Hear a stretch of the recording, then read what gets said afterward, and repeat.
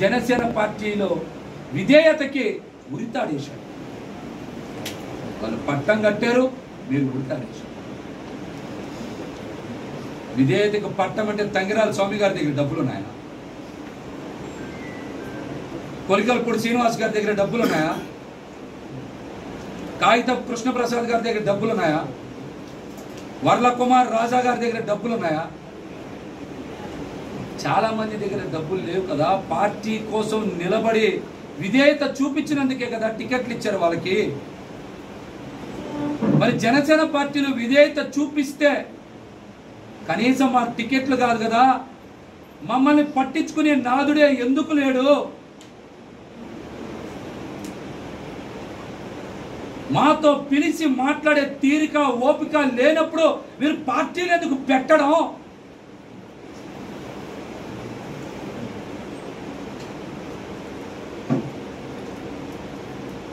మాలాంటి వాళ్ళందరితో, కొత్త తరం రాజకీయ నాయకులతో ఎందుకు చెలగాటం ఆడడం?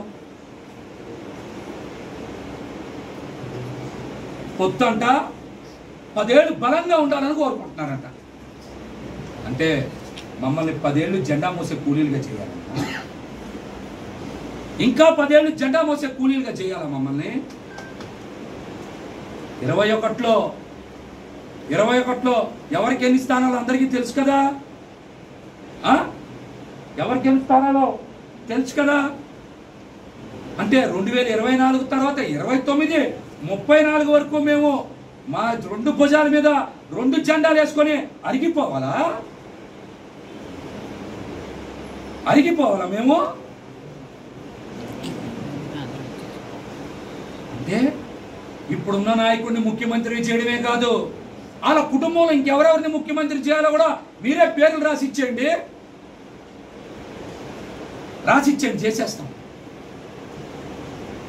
జనసేన పార్టీలో ఉన్న పాపానికి మేము బానిసల్లా బతకాలా? జెండా కూలీల్లా బతకాలా?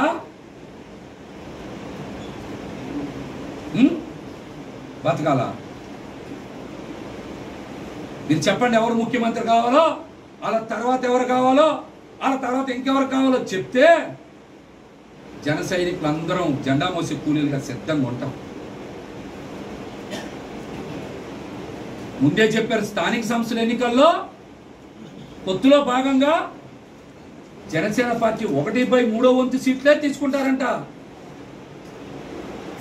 ఆ 1/3 సీట్లలో మళ్ళీ భారతీయ జనతా పార్టీకి 50% ఇవ్వాలి. అంటే ఒక నియోజకవర్గంలో 21, 22 డివిజన్లు ఉంటే జనసేన పార్టీకి వచ్చే స్థానాలు ఎన్ని అవుతాయి? 3, 4 అవుతాయి. ఆ 3, 4 జనసేన పార్టీ వాళ్ళకే వస్తాయని గ్యారంటీ ఏంటి? ఇప్పుడులాగే వేరే పార్టీ నేతలు వచ్చి కండువా కప్పుకుంటే ఆ 3, 4 కూడా ఆ పార్టీ వాళ్ళకే కదా ఇస్తారు. మళ్ళీ అసెంబ్లీ సీట్లే మీరు ఇవ్వలేదు కదా, రేపు కార్పొరేషన్లోనో పంచాయతీల్లోనో ఇంక ఇస్తారా సీట్లు? ఇస్తారా? అసలు జనసేన పార్టీ వాళ్ళని రాణిస్తారా?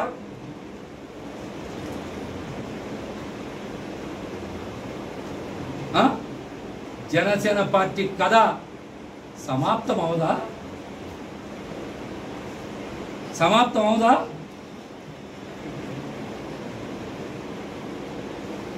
మమ్మల్ని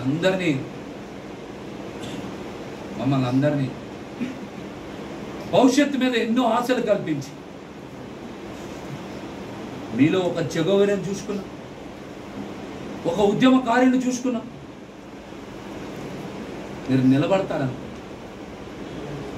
మీరు అలా నట్టేట ముంచేస్తారని మా కల్లో కూడా ఊహించాం.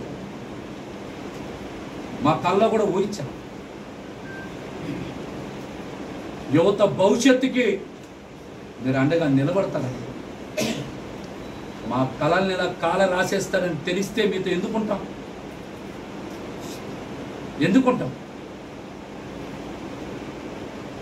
ఇదేదో పోతిని మా సీట్ రాలేదనో ఆవేదనతోనో మాట్లాడట్లా. నేను చెప్పే ప్రతి మాట కూడా నిజం. నేను చెప్పే ప్రతి మాట మీరు విశ్లేషణ చెయ్యండి, విశ్లేషణ చెయ్యండి. నా మీద సాయంత్రం నుంచో రేపటి నుంచో చాలా మంది ప్రెస్ మీట్లు పెట్టచ్చు, ఇష్టానుసారం మాట్లాడచ్చు. ఇంకా మాట్లాడతా. నాదెండ్ల మనోహర్ లాంటి వ్యక్తి పశ్చిమ నియోజకవర్గంలో ఎవరెవరితో ప్రెస్ మీట్లు పెట్టిస్తున్నారో తెలుసు. వస్తా తెనాలి పెడతా, అక్కడే ప్రెస్ మీట్, అక్కడే మాట్లాడతా. చాలా వాస్తవాలు ఇంకా ఉన్నాయి, బయట పెడతా. అవలా ఇంకా అవలా. చిట్ట చివరిగా ఒకే ఒక్క మాట, దేనికి నాకు భయం లేదు. నేను చెప్పేయన్నీ నిజాలే అని నేను సంపూర్ణంగా నా గుండె మీద చెయ్యేసుకొని చెప్పగలను. పవన్ కళ్యాణ్ గారిని ఒకే ఒక్క కోరిక కోరుకుంటాను. రేపు పిఠాపురంలో మీ సొంత ఇల్లు గృహప్రవేశం చేస్తున్నారు కదా, అక్కడికి మీరు అన్న లెజినోవా గారితో రావాలి, గృహప్రవేశం చెయ్యాలి. నెల రోజుల పాటు ప్రచారంలో పాల్గొనేలాగా మీరు ఏర్పాట్లు చేయాలని నేనైతే మనస్ఫూర్తిగా పవన్ కళ్యాణ్ గారిని కోరుకుంటున్నా. మరిన్ని విషయాలు, నా రాజకీయ భవిష్యత్తుకు సంబంధించిన విషయాలన్నీ కూడా తొందరలోనే ప్రకటిస్తాను. మరి ఇప్పుడు ఈ ఆర్థిక అవసరాల నేపథ్యంలోనే పవన్ ఎలా చేశారంటే ప్యాకేజీకి అమ్ముడుపోయారని మీరు అంటున్నారా? తెలుస్తాయి, మీకు అన్ని ఆధారాలతోనే ఇస్తాను. మీకు అన్ని ఆధారాలే బయట పెడతారు. అప్పుడే ఎక్కడ రేపు ఒక్కరోజు కదా ఉగాది ఉంది, అవగానే మళ్ళీ మాట్లాడు. మీ రాజీనామా పవన్ కళ్యాణ్ గారి దృష్టికి తీసుకుని వెళ్ళారా, ఓన్లీ మెయిల్ ద్వారా పంపించారు? నేనైతే రాజీనామాని పంపించాను. పవన్ కళ్యాణ్ గారి దృష్టికి వెళ్తుందా, పార్టీ కార్యాలయానికి వెళ్తుందా? జనసేన పార్టీయే వాట్సాప్లో నడుస్తుంది. నేను కూడా వాట్సాప్ ద్వారానే పార్టీ వర్గాలను పంపించాను.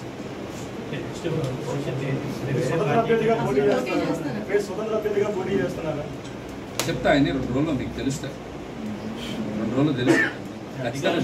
అధికార పార్టీ వైపు అడుగులు వేస్తారని చెప్పి కూడా ఒక సమాచారం. తప్పే ఉంది, వేయకూడదా?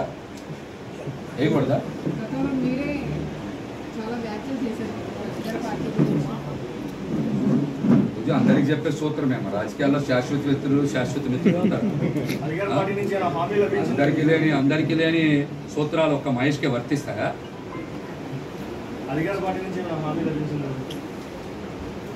నిస్వార్థంగా నిజాయితీగా జనసేన పార్టీకి పనిచేస్తే మాకేం లభించింది?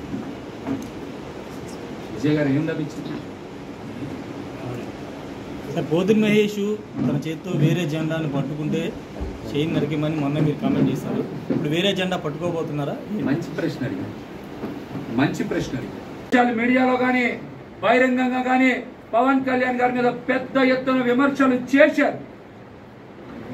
24 సీట్లు తీసుకోవడం పొత్తు ధర్మం కాదు, పార్టీ భవిష్యత్తు ఇబ్బందుల్లోకి నెట్టివేయబడుతుంది, మీరు తీసుకున్న నిర్ణయం తప్పు అని ముక్త కంఠంతో కాపు సామాజిక వర్గంలో చాలా మంది వ్యతిరేకించారు. కాపులు దూరం అయ్యారు, కాపులు మద్దతు ఇవ్వట్లేదు. కాపులు మద్దతు ఇవ్వకపోతే ఓటు బ్యాంకు మనకి రాదు. ఓటు బ్యాంకు మనకి రాకపోతే మన ఆర్థిక ప్రయోజనాలు దెబ్బతింటాయి, నాకు రావాల్సిన ఆర్థిక వనరులు దెబ్బతింటాయని పవన్ కళ్యాణ్ గారు కులాల మధ్య గొడవలు పెట్టాలనే ఒక కుట్రకి తెరలేపారు. అందుకనే బీసీ సామాజిక వర్గానికి ఎక్కడా సీట్లు కేటాయించలేదు. స్వయంగా ఆయన నోటితో చెప్పినప్పుడు 2023 మార్చి 11 అనుకుంటా ఆ రోజున ఆయన నోటితో చెప్పిన ఏ ఒక్క బీసీ నాయకుడికి సీటు ఇవ్వాల, ఒక్క నాయకుడికి తప్పించి. ఇది కులాల మధ్య గొడవ పెట్టే కుట్రలో భాగంగానే ఇటువంటి పని చేశారు. బీసీలందరూ బయటకు వస్తారు, గట్టిగా మాట్లాడతారు. కాబట్టి వాళ్ళ మధ్య మా పెద్దన్నలకి మాకు మధ్య గొడవ పెట్టి రాజకీయంగా లబ్ధి పొందాలి, దూరమైన కాపుల్ని దగ్గర చేర్చుకోవాలనే కుట్ర ఇందులో స్పష్టంగా దాగుంది. ఈ కుట్రలో ఎవ్వరు కూడా పడద్దు. దయచేసి అందరూ సావధానంగా ఆలోచించండి. ఇబ్బందులు పెడుతున్నారని మాట్లాడారు కదా, ఇది కూడా పచ్చి అబద్ధం. అక్కడ పవన్ కళ్యాణ్ గారికి అత్యంత సన్నిహితులైనటువంటి ఒక వ్యక్తి ఇంటి నిర్మాణాన్ని చేశారు. ఆ ఇల్లు గృహప్రవేశం చేస్తారని చెప్పి ఉదయ్ శ్రీనివాస్ అంటే టీ టైమ్ శ్రీనివాస్ పెద్ద ఎత్తున ప్రచారం చేసిన మాట వాస్తవం. మరి అట్లాంటి స్థానాన్ని వదులుకొని ఈ రోజున పిఠాపురం వెళ్ళి మనం గెలిపించండి అని మనం వేరే పార్టీ నేతని అభ్యర్థించాల్సిన కర్మ ఎందుకు పట్టింది?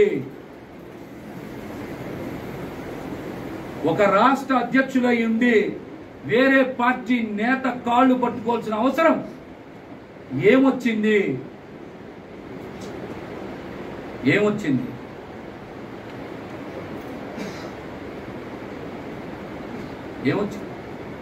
సాయంత్రం మళ్ళీ మా చంద్రబాబు గారు చెప్పచ్చు, రోజు మేము ఇద్దరం పక్కనే కూర్చునే వాళ్ళం ప్రతి మీటింగ్లో కూడా. పశ్చిమ గోదావరి జిల్లా అధ్యక్షుడు మహేష్ గారు నాకే ఇంట్రెస్ట్ లేదు అందుకే పోటీ చేయలేదని కూడా చెప్పిస్తారు. సాయంత్రం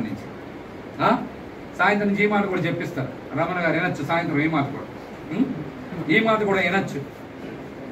అసలు అనకాపల్లి సీటు మనం ఎందుకు వదిలేసుకున్నాం? ఆలోచించండి.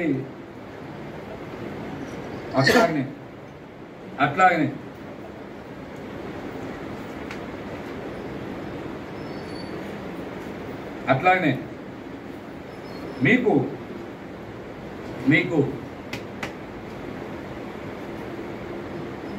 భీమవరంలో సీటుని పిఠాపురానికి మార్చుకోవాల్సిన అవసరం ఏమొచ్చింది?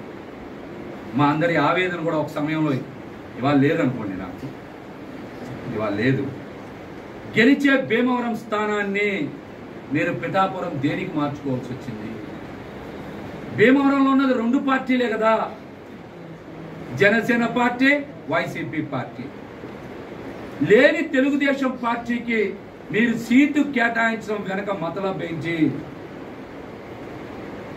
పోనీ అక్కడ మీకోసం నిలబడి స్థానిక సంస్థల ఎన్నికలు చేసిన చంద్రబాబుకు సీటు కేటాయించచ్చు కదా. కానీ తెలుగుదేశం పార్టీకి అక్కడ పోనీ గుంటూరు జిల్లాలో పోటీ చేయడానికి ఒక్క నాదేళ్ల మనోహరే ఉన్నారా? అక్కడ ఒక కాపు గాని, ఒక బీసీ గాని, ఒక ముస్లిం గాని, ఒక ఎస్సీ గాని, ఒక ఎస్టీ గాని జనసేన పార్టీలు ఎవరు పనికిరాలేదా? ఇది ఎక్కడి సామాజిక న్యాయం?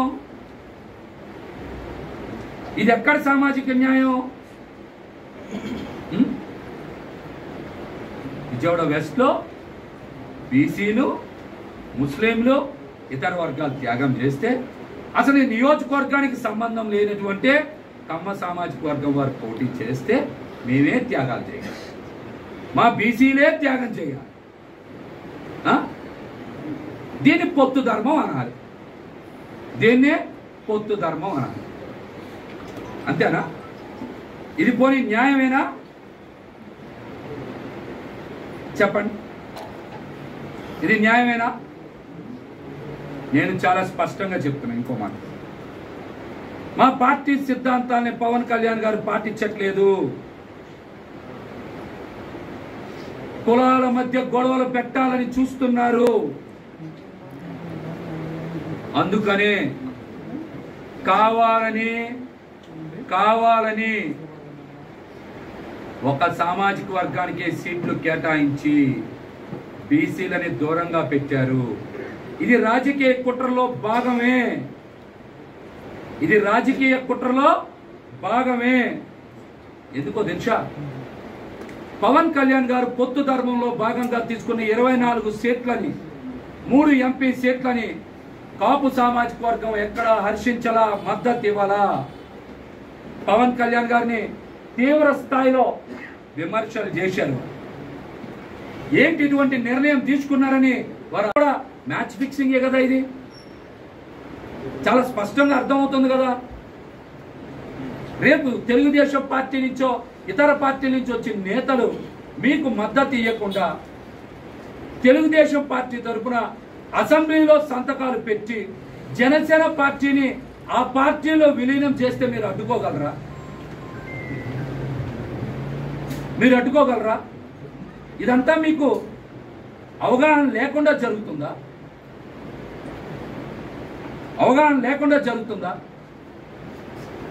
మీరు ఇచ్చే టికెట్లన్నీ తెలుగుదేశం పార్టీ నాయకులకు తెలిసే ఇస్తున్నారంటే ఇది మ్యాచ్ ఫిక్సింగ్ కాదా? జన సైనికుల్ని వీర మహిళల్ని మోసం చేస్తున్నట్లు కాదా?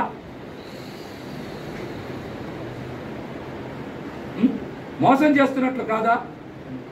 ఖచ్చితంగా రాబోయే 6 నెలల్లోనో 12 నెలల్లోనో జనసేన పార్టీ అడ్రస్ గల్లంత అవుతుంది. అది మీ చేతుల్లో నుంచి కావాలనే తెలుగుదేశం పార్టీ చేతికి ఇచ్చేశారు.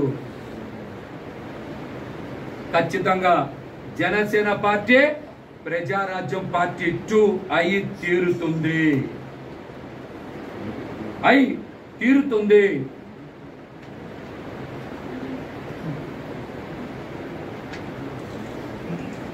అట్లాగే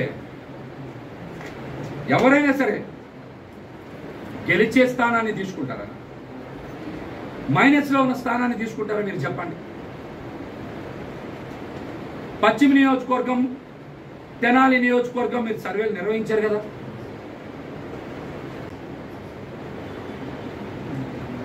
విజయవాడ వెస్ట్ సర్వే మీరే కదా చేశారు. ప్లస్ లో ఉందని మీకు తెలుసు కదా. మైనస్ లో ఉన్న స్థానాన్ని తీసుకొని ప్లస్ లో ఉన్న స్థానాన్ని మీరు ఎందుకు వదులుకున్నారు విజయవాడ వెస్ట్ సీట్ని? నిజంగా యువ రక్తాన్ని ప్రోత్సహించే వాళ్ళు అయితే మీరు తెనాలినే త్యాగం చేయొచ్చుగా, తెనాలి త్యాగం చేయొచ్చుగా. త్యాగాలకి బీసీలే కావాలా? కమ్మవారి త్యాగాలకి పనికిరారా? త్యాగాలకి బీసీలే కావాలా? కమ్మవారి త్యాగాలకి పనికిరారా? మంగళగిరి స్థానం బీసీల నుంచి తీసుకొని కమ్మ సామాజిక వర్గానికి ఇవ్వలేదా? విజయవాడ వెస్ట్ బీసీల నుంచి తీసుకొని కమ్మ సామాజిక వర్గానికి ఇవ్వలేదా? అంటే త్యాగాలు చేయడానికి బీసీలే కావాలా? ఏ త్యాగాలకి కమ్మ సామాజిక వర్గం పనికిరాదా?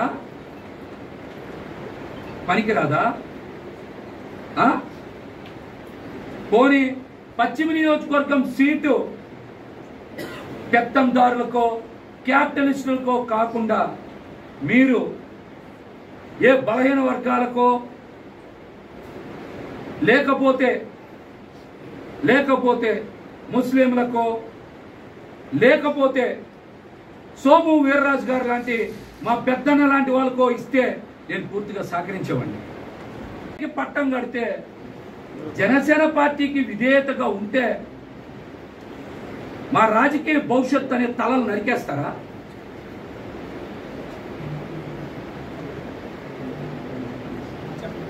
కసాయి వాడి కన్నా ఎక్కడైనా కనికరం ఉంటుంది, కానీ కష్టపడి మిమ్మల్ని అందరూ వదిలేసిన, మిమ్మల్ని ఎన్ని విమర్శలు చేసినా, మిమ్మల్ని పట్టించుకోకపోయినా మీ పట్ల విధేయతతో నిబద్ధతతో ఉన్నందుకు కనీసం మా మీద కనికరం లేదే.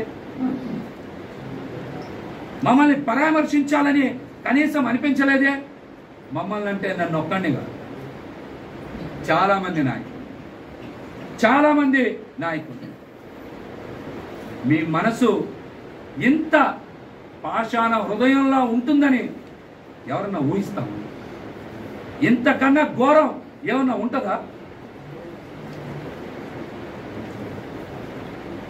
21 మంది అసెంబ్లీ సీట్లు 2 పార్లమెంట్లో జనసేన పార్టీ కోసం కేటాయించిన స్థానాలు ఎన్ని? 7, 8 జనసేన పార్టీ 21లో ఒక పార్లమెంట్, మిగతా అన్నీ కూడా మెజార్టీ స్థానాలు తెలుగుదేశం పార్టీకి కేటాయించినాయే కదా. ఎన్నికల ఫలితాల తర్వాత ఇతర పార్టీల నుంచి వచ్చిన నాయకులు మీతో కలిసి మీ వెనకాల ఉంటారా? మీతో ఉంటారా? తెలుగుదేశం పార్టీకి మద్దతు ఇస్తారా? చేసేవాళ్ళు. కానీ మీరు సీట్ ఇచ్చింది ఎవరికి? సీటు కేటాయింపులో మీరు మద్దతు ఇచ్చింది ఎవరికి? స్వయంగా మీ తల్లి గారిని దూషించిన ఛానల్కి, పెట్టుబడులు సమకూర్చిన సుజనా చౌదరి గారికి. ఈ మాట నేను చెప్పరా, మీరే ట్విట్టర్ వేదికగా చెప్పారు. ట్విట్టర్ వేదికగా మీరే చెప్పారు. రాష్ట్రంలో పద్మశాలీలకి తెలుగుదేశం పార్టీ కూడా ఎక్కడ ఎందుకు సీటు కేటాయించాలా?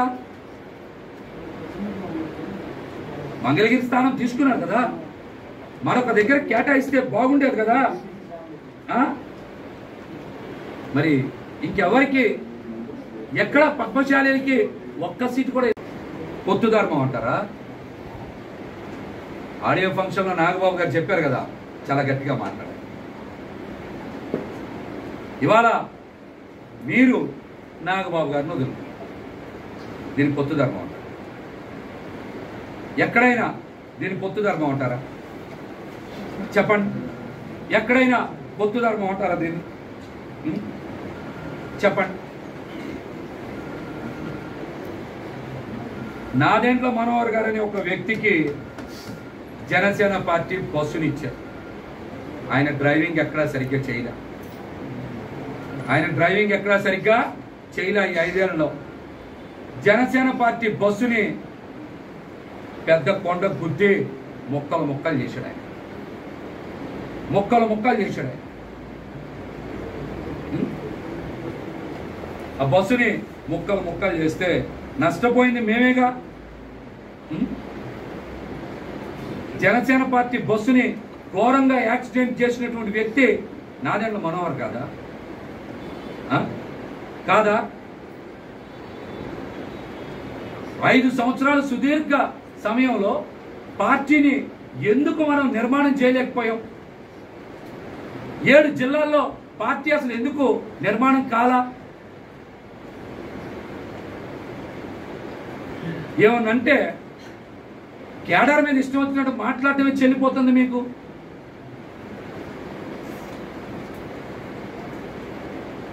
సీటు ఎందుకు వదిలేసుకున్నాం? అక్కడ నాగబాబు గారు పోటీ చేస్తారని కదా అందరూ మాట్లాడుకున్నారు. నాగబాబు గారు కూడా అక్కడ వారం రోజులు ఉన్నారు కదా. మరి అంత అర్జెంటుగా ఎందుకు అనకాపల్లి సీటును వదిలేసుకున్నాం? అన్నయ్యని కూడా త్యాగం చేశానని మాటలు చెప్తున్నారు కదా, దాని వెనకాల మతలబ్ ఏంటి?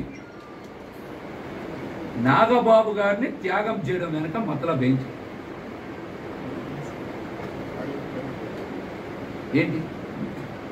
వారం రోజులు నాగబాబు గారు ఉన్నారు కదా అక్కడ.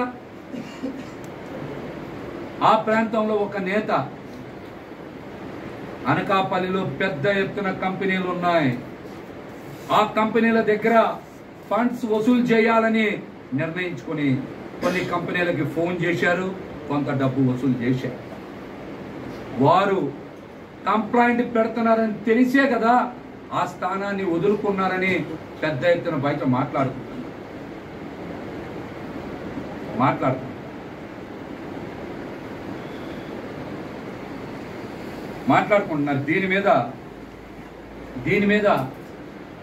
దీని మీద వాస్తవాలు బయటికి వెల్లడించారు. గతంలో నాగబాబు గారు ఒక ఆడియో ఫంక్షన్లో చెప్పారు, పవన్ కళ్యాణ్ గారిని మేము వదులుకున్నామని. ఇవాళ మీరు నాగబాబుని వదులుకున్నారు. ముఖ్యమంత్రి గారి కుమారుడు అట్లాంటి వ్యక్తి నాదెండ్ల మనోహర్ 5 సంవత్సరాల సుదీర్ఘ సమయంలో తన సొంత నియోజకవర్గంలో కూడా పార్టీని నిర్మాణం చేయలేకపోతే రాష్ట్రంలో పార్టీని బలోపేతం చేయగలరా? అట్లాంటి వ్యక్తికి జనసేన పార్టీ అనే బస్సుని స్టీరింగ్ని చేతిలో పెట్టి మొత్తం జనసేన పార్టీ జీవితాన్నే సర్వనాశనం చేయడం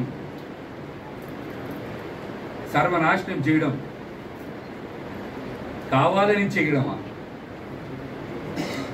లేకపోతే తెలియక చేయడమా? దీన్ని ఎలా అర్థం చేసుకోవాలి? మిమ్మల్ని గుడ్డిగా నమ్మి నడుస్తున్నందుకు, మేము అమాయకులు అయినందుకు మీరు ఎట్లాంటి పనులు చేస్తారా? ఏ రోజైనా నాదెండ్ల మనోహర్ అనే వ్యక్తి తెనాలి నుంచి పట్టుమని 10 మందిని పార్టీ కార్యాలయానికి తెచ్చారా? స్థానిక సంస్థల ఎన్నికలు చేశారా? తెనాల్లో తెచ్చారా? కొన్ని స్థానిక సంస్థల ఎన్నికలు చేశారా? నాయకత్వాన్ని తెనాల్లో ఎక్కడైనా బలపరిచారా?